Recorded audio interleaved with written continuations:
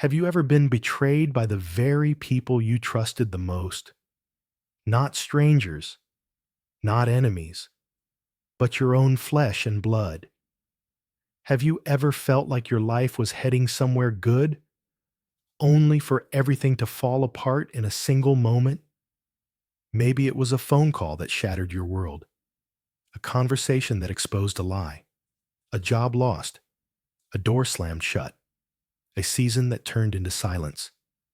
We all carry dreams, but for many of us, those dreams have been delayed, derailed, or even destroyed.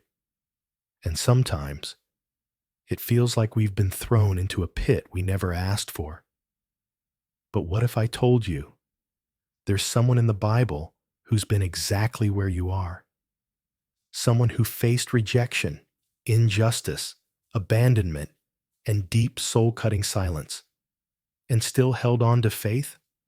His name is Joseph. You may have heard parts of his story before, maybe the coat of many colors, the dreams, the palace in Egypt, but there's so much more. Behind the highlight reel is a journey marked by pain, process, and providence. A young man sold by his brothers, wrongly accused, thrown into prison, forgotten, and yet never forsaken. This isn't just a story of survival. It's a story of transformation, of what happens when your lowest valley becomes the very path God uses to raise you up. Because the same God who was with Joseph in the pit was the same God who lifted him to the palace. And friend, he hasn't changed. So if you've ever asked, where is God in my betrayal? Or wondered, why is my dream taking so long? You're not alone. In this video, we're going to walk through the untold depths of Joseph's story. Not just what happened, but what it means. Not just what he endured, but what it reveals about God's faithfulness in your life. Get ready, because what we're about to uncover might just rewrite how you see pain, purpose, and the silent seasons of your life. Let's begin. The story of Joseph begins with a dream. But before that dream would ever be fulfilled, he would have to pass through rejection, injustice, and years of silence. Joseph was the beloved son of Jacob, the firstborn of Rachel, the woman Jacob truly loved. He wasn't just a son, he was the favorite. His father made him a special robe, a coat of many colors, something rare, extravagant, and deeply symbolic in ancient culture. It marked him, set him apart. And in doing so, it also marked him for jealousy. Joseph's brothers didn't just dislike him, they hated him. Genesis 37:4 says, they hated him and could not speak a kind word to him. Why? Because he was favored. Because he had dreams. Because those dreams dared to say he would rise above them. Joseph wasn't perfect. He was 17, young, zealous, maybe even a little naive. But what he carried, those dreams from God, sparked something deeper than sibling rivalry. It exposed the brokenness in their hearts. So one day, they did the unthinkable. They saw him coming. And instead of welcoming their brother, they plotted to kill him. Here comes that dreamer, they sneered. They tore the robe from his body, threw him into a pit, sat down and had lunch, while he cried out from the darkness, let that sink in. The people closest to him caused his deepest pain. How many of us know what that feels like? To be betrayed not by strangers, but by family. To have your identity stripped away. To be thrown into a pit you never deserved.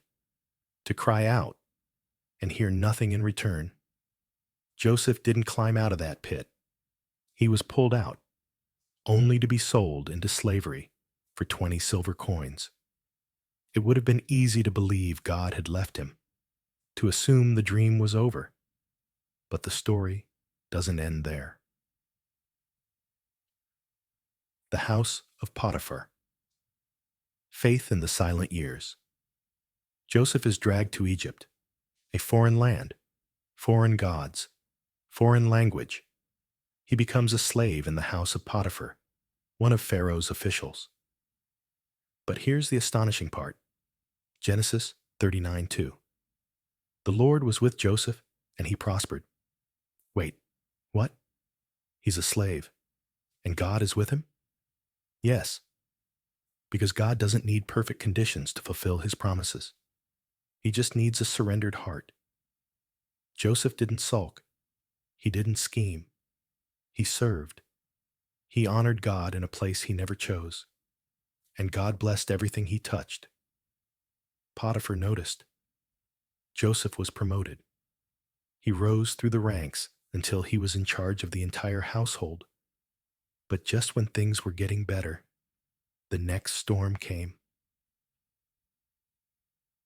Falsely accused, when doing right costs, Joseph was handsome, wise, and full of favor. Potiphar's wife took notice. She tried to seduce him, day after day, but Joseph refused. He didn't just avoid the action. He called it what it was, a sin against God. That's integrity. That's fear of the Lord. But instead of being rewarded for doing the right thing, Joseph was falsely accused, lied about, betrayed again, and thrown into prison. How do you respond when your obedience leads to more pain? How do you hold on to faith when saying no to sin lands you in a cell? This wasn't a weekend stay. Joseph would spend years in prison. Years. Forgotten by the very people he helped. Silenced in the shadows. But once again, we read these words. Genesis 39:21. But the Lord was with Joseph and showed him kindness. Even in prison, Joseph found favor. He was put in charge of the other prisoners. He served with excellence. He interpreted dreams. He stayed faithful in the dark when no one was clapping. No platforms, no robes, no recognition, just Joseph and God. Divine timing, from prison to palace. In a day one day, Pharaoh had a dream. No one could interpret it. And suddenly, someone remembered Joseph. After years of silence, delay, and disappointment, he was summoned to the palace. He shaved, changed clothes, and stood before the most powerful man on earth. But Joseph didn't seize the moment to promote himself. When Pharaoh asked if he could interpret dreams, Joseph replied, "I cannot do it, but God will give Pharaoh the answer he desires." Genesis 41:16. Even in his moment of breakthrough, Joseph pointed upward.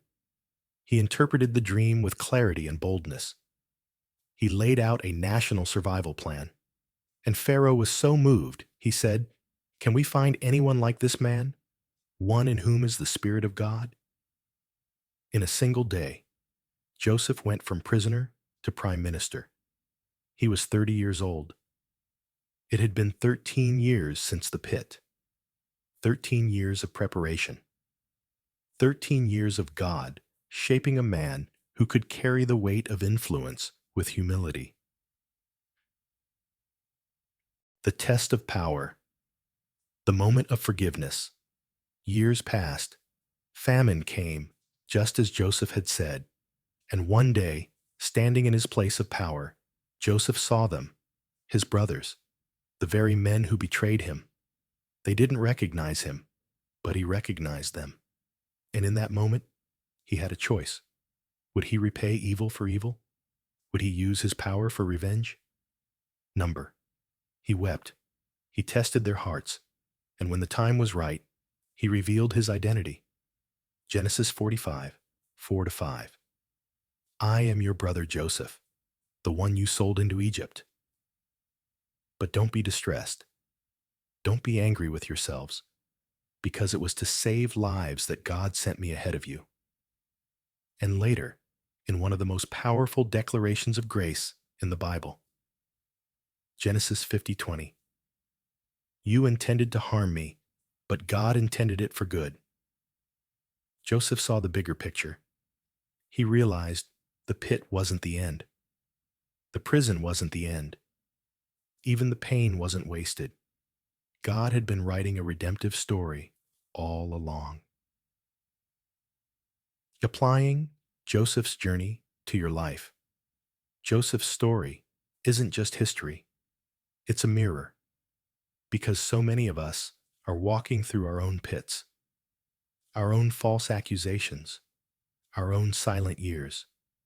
But the God of Joseph is still with us. You may feel overlooked, but heaven hasn't forgotten you.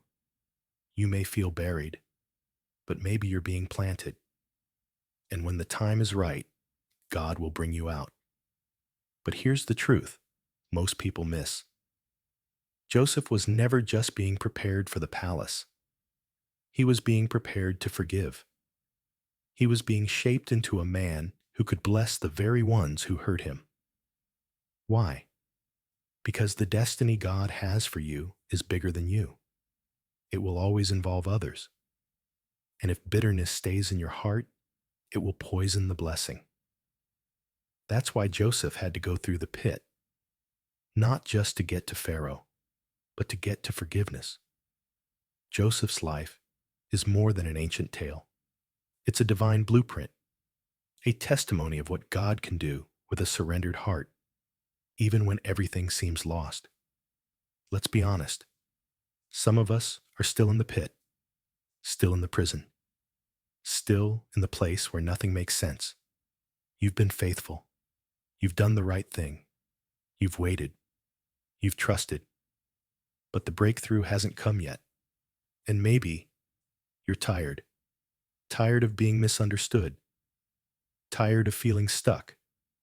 Tired of watching others rise while you remain hidden. But friend, hear this clearly. Just because you're in a hidden season doesn't mean you're in a wasted one. Joseph spent 13 years waiting, but God wasn't inactive in those years. He was preparing, shaping, building a man whose character could carry the calling.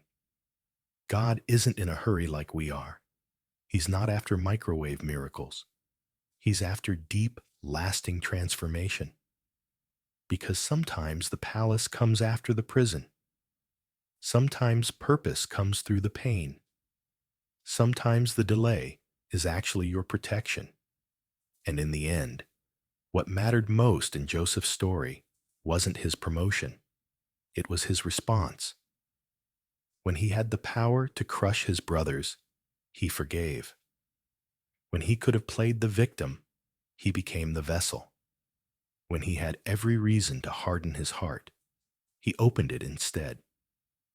You meant evil against me, but God meant it for good.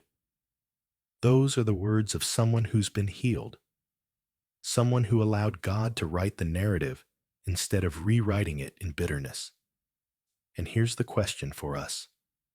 Are we willing to let God use everything, even the betrayal, the false accusation, the forgotten years, for His glory? Not just the good parts, not just the testimonies we love to tell, but the dark valleys, the painful losses, the unanswered prayers, because that's where real faith is forged. Joseph's journey reminds us that God doesn't just redeem stories. He transforms hearts. He's not just interested in lifting you out. He wants to shape who you become while you're still in it. So what does this mean for you? It means your pain is not pointless. Your faithfulness has not gone unnoticed. And your pit is not your permanent address. God is still with you, just like He was with Joseph. In the field, in the pit, in Potiphar's house, in the prison, and yes, in the palace. And right now, wherever you are, He's with you too. You may not see the full picture. You may not feel the timing is fair. But one day, you'll look back and say, now I understand. Until then, keep trusting. Keep showing up. Keep honoring God, even in obscurity. because one whisper from heaven can shift everything. And when that day comes, may you be found ready, not bitter, not broken, but whole. Let's make it personal. If Joseph's story stirred something in you, don't ignore it. Maybe you're in a hard season, but now you see. It's part of the shaping. Maybe someone betrayed you, but forgiveness is the bridge to your freedom. Maybe you've buried your dream, but God hasn't. Here's what I want you to do. In the comments, write this: from the pit to the palace, God is not done with me. Share this video with someone you know is in a waiting season. Let them know their story isn't over. God's still writing. And if you're new here, subscribe, because this channel exists to speak life into dry places, to remind you of who you are, and to keep your heart rooted in the truth of God's word. Final encouragement. Joseph's life began in favor, moved through the fire, but ended in full redemption. So no matter where you are right now, if God can do it for Joseph, He can do it for you. You don't need to understand the pit to trust the promise. You just need to keep walking, because your palace may be closer than you think, and your story, it's still being written. God bless you, and I'll see you in the next revelation.